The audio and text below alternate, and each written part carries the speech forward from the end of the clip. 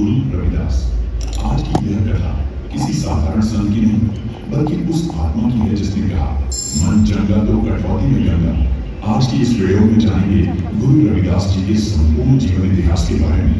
आखिर कैसे मिले गुरु रविदास को भगवान के पाए, और सबसे बड़ा सवाल और रहस्य, आखिर कैसे मिले रविदास जी।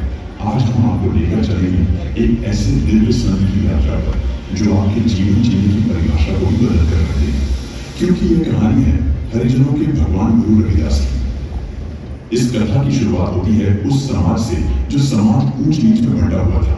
छुआछूत को धर्म समझा जाता था और मनुष्य को मनुष्य से अलग किया जाता था। इसी वातावरण में 15वीं शताब्दी के भारत में वाराणसी के निकट सील गोवर्धनपुर गांव में एक ऐसे बालक का जन्म हुआ जिसे समाज ने जन्म से ही तिरस्कार की दृष्टि से देखा, लेकिन ईश्वर ने उसके हृदय में कर्म और भक्ति का अथाह सागर भर दिया। इस बालक का नाम रखा गया रवि और उनका उपनाम था रविदास, जो आगे चलकर संत शिरोमणि सद्गुरु श्री रविदास जी महाराज के हैं। इनका जन्म माघ पूर्णिमा दिन रविवार को संवत 1337 को हुआ था। वे एक साधारण चमड़ा बनाने वाले परिवार में जन्मे थे। उनकी माता कांसी देवी सरल, दयालु और ईश्वर में अटूट विश्वास रखने वाली स्त्री थी, जबकि पिता संतोष दास, जिन्हें बाबा संतोष दास भी कहा जाता है, अपने परिश्रम से परिवार का पालन करते थे। घर में धन नहीं था, लेकिन संस्कार थे, प्रेम था और भक्ति की सुगंध थी। कहा जाता है कि जब दूसरे बच्चे खेल-कूद में मग्न रहते थे, तब बालक रविदास मिट्टी में आकृतियां बनाते, ईश्वर का स्मरण करते और दूसरों के दुख को अपना दुख मानते थे। उनके बचपन से ही यह स्पष्ट हो गया था कि यह बालक साधारण नहीं है। किसी भूखे को देखते तो अपना भोजन दे देते, किसी दुखी को देखते तो उनकी आंखें नम हो जाती। गांव के लोग अक्सर कहते थे कि इस बच्चे की आंखों में कुछ अलग ही चमक है, जैसे कर्मा स्वयं इसमें बोलती हो। बचपन से जुड़ी एक मार्मिक कथा में आता है कि रविदास के एक मित्र की मृत्यु हो गई। पूरा गांव शोक में डूबा हुआ था, लेकिन बालक रविदास उस निर्जीव शरीर के पास बैठकर ईश्वर का स्मरण करने लगे। कहा जाता है कि उनकी निष्कलुष भक्ति और करुण पुकार से मित्र के शरीर में जीवन की हल्की स्पंदना लौट आई। यह चमत्कार था, यह सच्ची भक्ति की शक्ति। यह कहना कठिन है, लेकिन इससे लोगों के मन में यह विश्वास गहराने लगा कि यह बालक ईश्वर से विशेष रूप से जुड़ा हुआ है। प्रारंभिक शिक्षा के लिए रविदास को पंडित शारदानंद की पाठशाला में भेजा गया, जहां उन्होंने अक्षर ज्ञान के साथ साथ भक्ति, दया और मानवता का पाठ भी सीखा। पंडित शारदानंद उनकी प्रतिभा और विनम्र स्वभाव से अत्यंत प्रभावित थे और कहते थे कि यह बालक केवल पढ़ेगा ही नहीं, बल्कि एक दिन लोगों को जीवन की सच्ची राह दिखाएगा। जैसे जैसे रविदास बड़े होने लगे, समाज की कठोर सच्चाइयां उनके सामने आने लगी।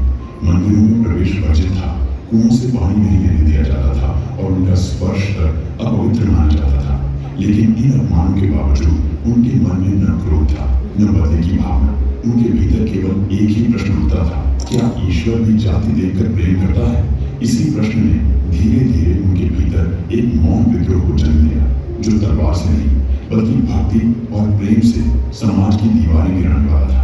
काशी की उन्हीं गलियों में जहां लोग जाति देखकर मनुष्य को तौलते थे, वहीं रविदास मनुष्यता को पहचानना सीख रहे थे। और यहीं से एक ऐसे संत का निर्माण हो रहा था जो आने वाले समय में पूरे भारत को समानता और भक्ति का संदेश देने वाला था।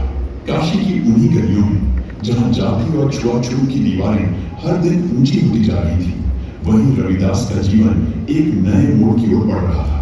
परिवार की परंपरा के अनुसार वे अपने पिता के साथ चमड़ा बनाने का काम सीखने लगे। समाज इस काम को हेय दृष्टि से देखता था, लेकिन रविदास के लिए यह केवल आजीविका नहीं बल्कि सेवा थी। वे दिन भर मेहनत करते, जूते बनाते, चमड़े को आकार देते और मन ही मन ईश्वर का स्मरण करते रहते। उनके लिए काम और भक्ति अलग अलग नहीं थे। उनके हाथ कर्म में लगे रहते और मन राम में लीन रहता। इसी समय काशी में भक्ति आंदोलन की एक नई लहर उठ रही थी। संतों की वाणी गली गली गूंज रही थी, जो ये कहती थी कि ईश्वर किसी एक जाति या वर्ग का नहीं, बल्कि हर उस हृदय में वास करता है जो प्रेम से भरा। इन्हीं संतों में एक महान नाम था।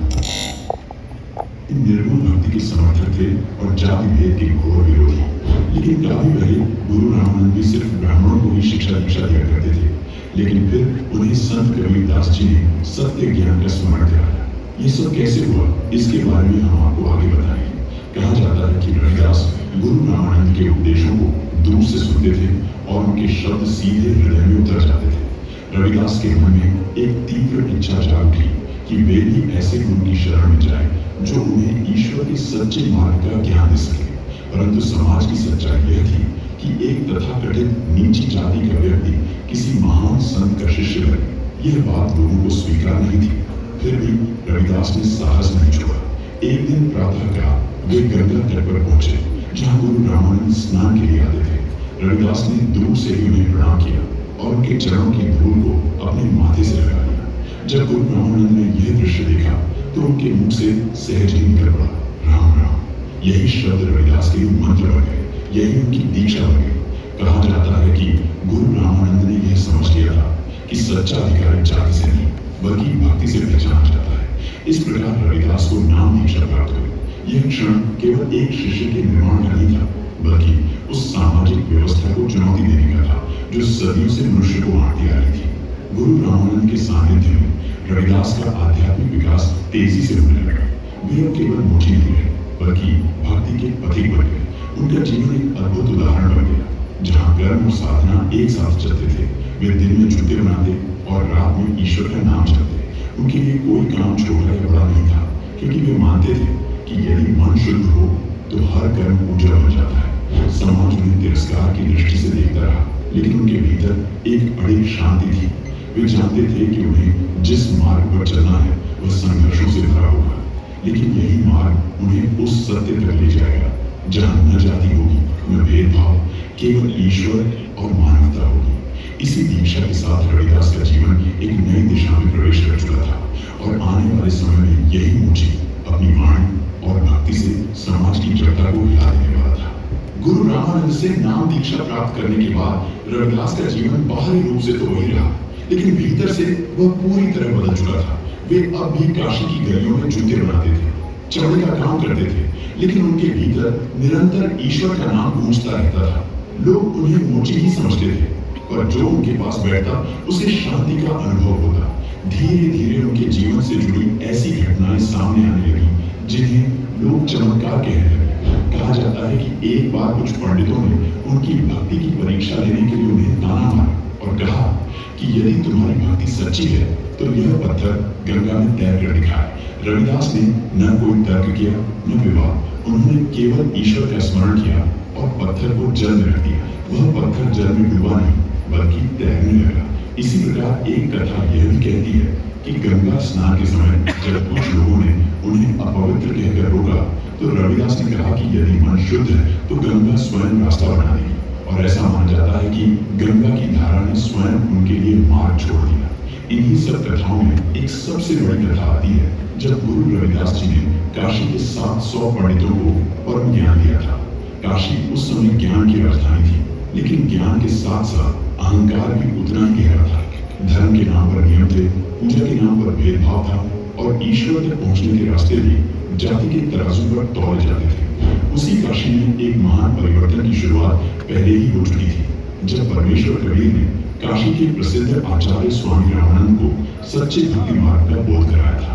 कहा जाता है कि कबीर साहब ने रामानंद जी को यथार्थ भक्ति का मार्ग समझाया और उन्हें सतलोक का अनुभव कराकर पुनः संसार में भेजा। उसी क्षण से रामानंद जी की दृष्टि बदल गई। जो लोग पहले केवल ब्राह्मण जाति तक सीमित थे, वे अब यह समझ चुके थे कि भक्ति का अधिकार किसी एक वर्ग का नहीं बल्कि हर उस आत्मा का है जो ईश्वर को सच्चे मन से पुकारती है। इसी बदले हुए मार्ग पर चलते हुए उन्होंने विभिन्न जातियों के लोगों को शिष्य बनाना प्रारंभ किया और उन्हीं शिष्यों में एक नाम था, गुरु रविदास। रविदास जी उसी प्रथम मंत्र का जाप करते थे जो रामानंद जी को कबीर साहब से प्राप्त हुआ था। उनका जीवन बाहर से साधारण था लेकिन भीतर से दिव्य। वे कठौती में चढ़ा भिगोते हुए भी ईश्वर का स्मरण करते थे और उनका मन सदा निर्मल रहता था। एक दिन की बात है जब एक ब्राह्मण उन्हें रास्ते में मिला। उसने गर्व से कहा, भक्त जी, मैं गंगा स्नान के लिए जा रहा हूँ, आप भी चलिए, तभी पुण्य मिलेगा। रविदास जी ने बड़े सहज भाव से उत्तर दिया, यदि मन चंगा तो कठौती में गंगा, मुझे कहीं जाने की आवश्यकता नहीं। ये सुनते ही ब्राह्मण चौंक गया। उसे लगा जैसे उसके धर्म पर ही प्रश्न उठा दिया गया। उसने व्यंग करते हुए कहा, लगता है तुम नास्तिक हो गए हो। कबीर के साथ रहते रहते धर्म कर्म छोड़ दिया है। यदि कुछ दान देना हो तो मुझे दे दो, मैं गंगा जी ने बिना किसी विवाद के अपनी जेब से एक कौड़ी निकाली और ब्राह्मण को देते हुए कहा, गंगा जी को यह कौड़ी देना, लेकिन यदि वे स्वयं हाथ बढ़ाकर ले तभी देना, अन्यथा लौट लाना। उनसे कहना कि यह काशी से भक्त रविदास ने भेजी है। ब्राह्मण मन ही मन हंसता हुआ गंगा तट पर पहुंचा और जैसे ही उसने वही शब्द दोहराया, एक अद्भुत दृश्य घटित हुआ। गंगा की धारा से एक हाथ प्रकट हुआ जिसने कौड़ी स्वीकार की और दूसरे हाथ से एक स्वर्ण कंगन ब्राह्मण को थमा दिया। गंगा ने कहा, यह कंगन मेरे परम भक्त रविदास को देना, उसने मुझे अपने शुद्ध मन से कृतार्थ किया है। ब्राह्मण स्तब्ध रह गया, लेकिन श्रद्धा से अधिक उसके भीतर लालच जाग उठा। उसने सोचा कि यदि यह कंगन राजा को दे दिया जाए तो अपार धन मिल सकता है। उसने वही किया। राजा ने कंगन देखकर चकित होकर उसे रानी को दे दिया, लेकिन रानी ने वैसा ही एक और कंगन मांग लिया। अब वही ब्राह्मण संकट में पड़ गया।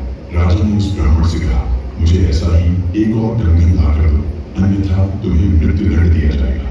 भय के कारण वह पुनः रविदास जी के पास पहुंचा और अपने अपराध को स्वीकार करते हुए उनके चरणों में गिर पड़ा। रविदास जी ने करुण दृष्टि से उसे देखा और कहा, तुम क्षमा के योग्य नहीं हो, परंतु तुम्हारे परिवार पर संकट आया है, इसलिए सहायता करूंगा। उन्होंने उसे अपनी चमड़ा भिगोने वाली कठौती के पास ले जाकर कहा, गंगा से प्रार्थना करो। जैसे ही ब्राह्मण ने भय और श्रद्धा से हाथ डाला, उसके हाथ में वैसे ही 4 स्वर्ण कंगन आ गए। रविदास जी कहा, एक ले जाओ, शेष लौटा दो, लोक का अंत विनाश है। ब्राह्मण ने वैसा ही किया और राजा को दूसरा कंगन सौंप दिया। रानी को जब सत्य का पता चला तो उसने सोचा कि क्यों न मैं इस सुनार के पास खुद जाऊं और अपने लिए बहुत सारे सुंदर सुंदर कंगन बनवाऊं। रानी एक असाध्य रोग से पीड़ित थी। ऐसा लगता था जैसे उस पर किसी भूत प्रेत का साया हो। राजा ने रानी का हर तरह से उपचार करवाया था, लेकिन सभी कुछ असफल हो जाता था। लेकिन जैसे ही रानी ने रविदास जी के दर्शन किए, उसका कष्ट समाप्त हो गया। वह भाव विभोर होकर उनके चरणों में गिर पड़े। रविदास जी ने उसे समझाया कि भौतिक धन पूर्व जन्म के पुण्यों से मिलता है, लेकिन आत्मिक शांति केवल सच्चे गुरु और सही भक्ति से प्राप्त होती है। रानी ने उन्हें अपना गुरु स्वीकार किया और पूर्णिमा के दिन विशाल भंडारे का आयोजन किया।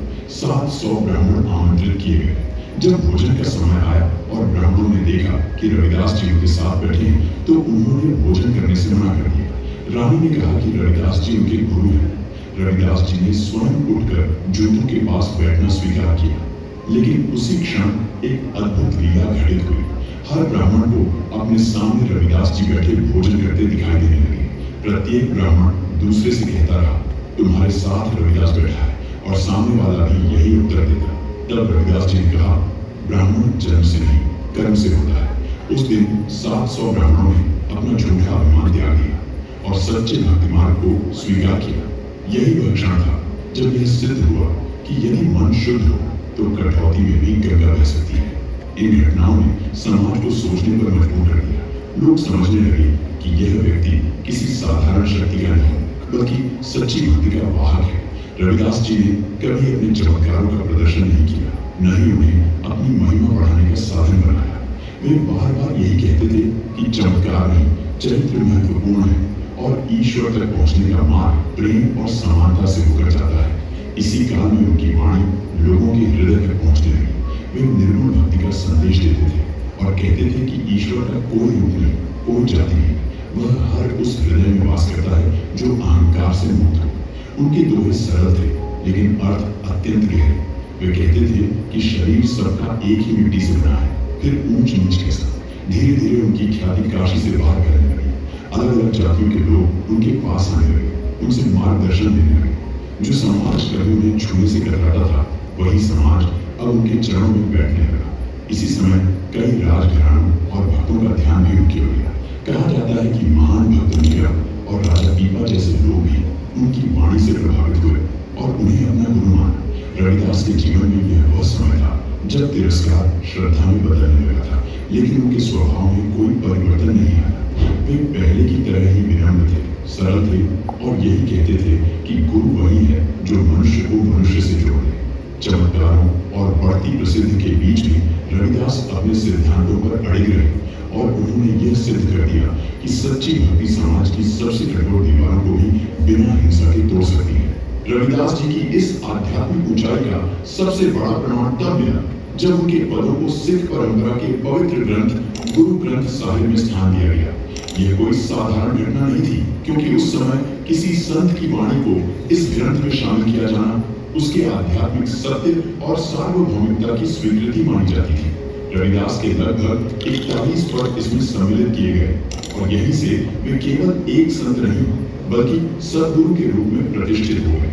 उनकी वाणी ने यह सिद्ध कर दिया कि ईश्वर की दृष्टि में न कोई हिंदू है, न मुसलमान, न ऊंच नीच, बल्कि केवल सच्चा हृदय ही उसकी पहचान है। रविदास का प्रभाव अब केवल व्यक्तिगत भक्ति तक सीमित नहीं रहा, बल्कि एक आध्यात्मिक आंदोलन का रूप लेने लगा। लोग उनके पदों को गाते, उन्हें अपने जीवन में उतारने का प्रयास करते और समाज में समानता का भाव जगाने लगे। संत रविदास जी की मृत्यु लगभग सन 1518 में बनारस में हुई मानी जाती है। हालांकि कुछ स्रोतों में उनके जन्म मृत्यु की सही तिथियों को लेकर थोड़ा मतभेद है, पर अधिकांश मानते हैं कि वह लगभग 1518 के आसपास ही परलोक से धारे थे। जीवन के अंतिम वर्षों में रविदास जी पूर्णतः वैराग्य और करुणा की प्रतिमूर्ति बन चुके थे। उनके लिए अब न मान था, न अपमान, न प्रशंसा का आकर्षण, न विरोध की पीड़ा।